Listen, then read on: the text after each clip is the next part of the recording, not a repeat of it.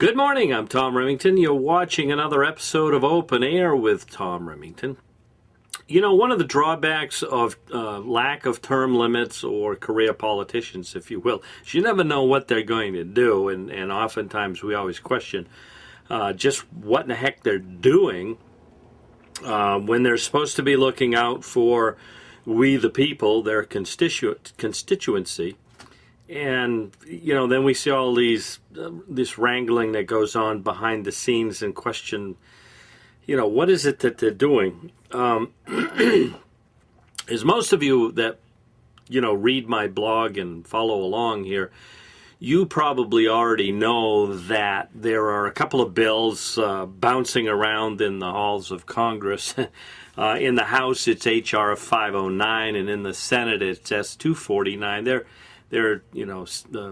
similar bills. The wording is about the same. Which essentially, what the bills do is it removes the gray wolf from the endangered species list, and then perhaps Americans can get back to some sort of life as normal. If we'll do a little bit of history here before we move on. If you recall back at the end of last year's session of Congress, the 111th session, there was a bill in the House that was sponsored by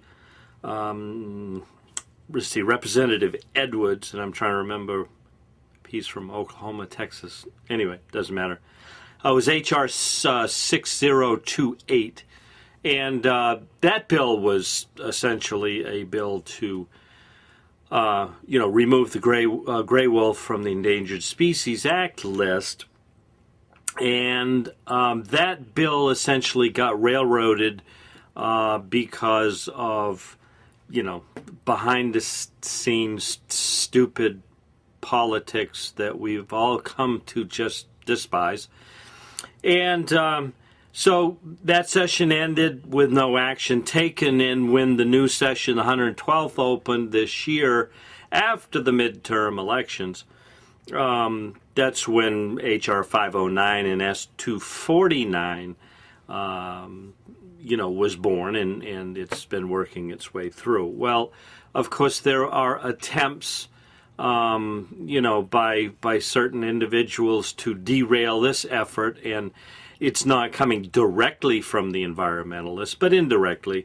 And if you'll recall also, Senators Tester and Baucus from Montana, well, they tried to, disguise this bill thing by presenting proposals of their own, which would essentially, they try to convince people that, well, it's the same thing, just that we're looking out for Montana and happened to be Idaho at the same time, once again railroading Wyoming out of the whole equation. But their proposal was that we revert back to the way things were before Judge Donald Malloy, the infamous Judge Donald Malloy, returned the wolves to the endangered species list back last August, I believe it was. So disguised as this bill, the problem with that is going back to that point is essentially saying, well, Wyoming, we don't want nothing to do with you, or Washington or Oregon, Utah, in the Southwest, the Western Great Lakes population of gray wolves, basically, screw you, we're on our own, and we're very happy with the number of wolves we've got, even though that number of wolves is just having a field day on elk populations and deer and moose in the region, in certain areas, excuse me. Well,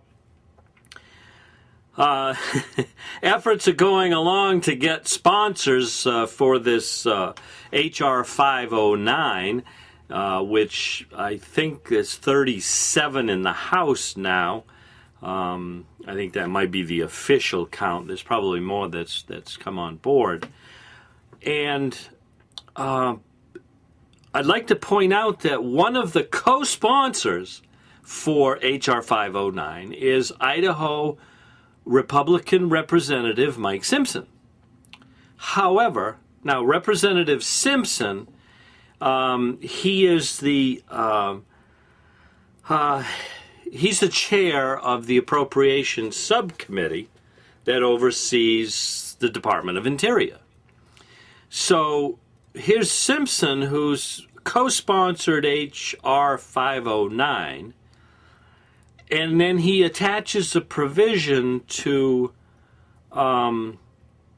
the the funding bill. You know, Congress is looking to extend funding the federal government so that they can continue to operate. So Simpson slides this provision in, which essentially says we're going to revert back to the federal rule of 2009 before Malloy put the wolves back on protection of the Endangered Species Act, only he adds a provision to it.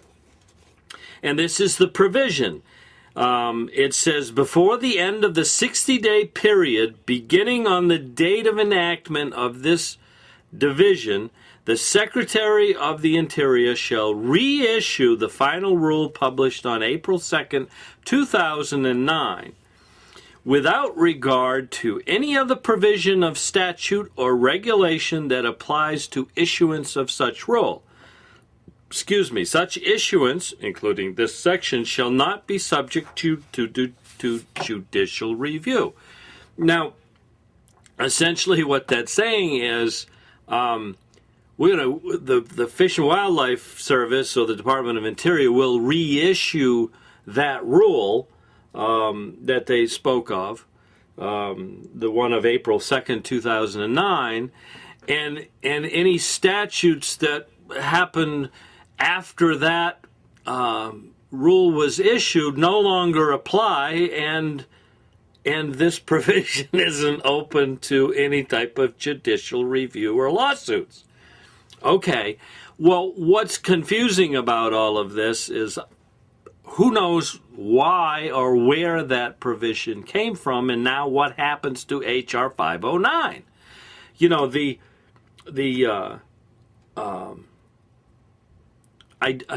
what's unclear in this also is, and I'll have to go back to the rule and see, you know, it's my understanding this applies to Montana and Idaho and exempts Wyoming or anybody else in the country to revert back to this rule.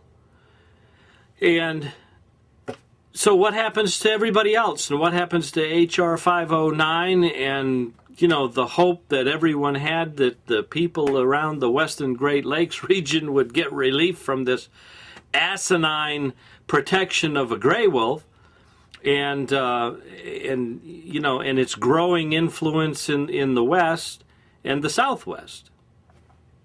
You know, politics as usual. You know, you wonder, do we the people really have a voice in this? I mean, we the people go out and we vote these people in, and you never know what they're going to do or what their motive is and what's behind it. On the upside of this, my mummy always taught me that there's a good side to everything, so I might be stretching this a little bit. But the upside to this is if this provision slides through with the appropriations bill, it may be the only bill that will give relief of any kind to gray wolves. There's no guarantee how far, what will happen to H.R. 509 or S. 249. There's no guarantees with that. So maybe that's what's behind the whole thing. Or maybe there's something more. I don't know. You tell me. I'll keep digging, see what I can come up with. And in the meantime, you go out and have yourself a nice day. Thanks for tuning in, and we'll see you next time here on Open Air with Tom Remington.